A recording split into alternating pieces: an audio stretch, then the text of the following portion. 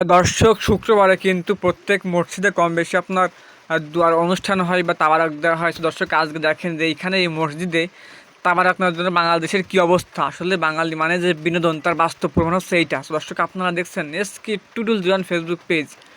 হ্যাঁ, জীবন আমি কিন্তু ফার্স্ট টাইম দেখলাম যে মসজিদের বিরিয়ানি তাবারক নেওয়ার জন্য যে অবস্থা। দেখেন এইখানে একটা আকিকার অনুষ্ঠানের তাবারক দেওয়া হয়েছে মনে হয় এইখানে। তারপর দেখেন মসজিদের সাইডে যে আপনার একটা আছে, দেখেন মসজিদ তো আসছেই, তবে এখানকার আপনার তাবারক দেওয়া হচ্ছে একতলা আবার টিনের উপরে উঠে। তারপরেও কিন্তু শর্ট মনে মনে হচ্ছে।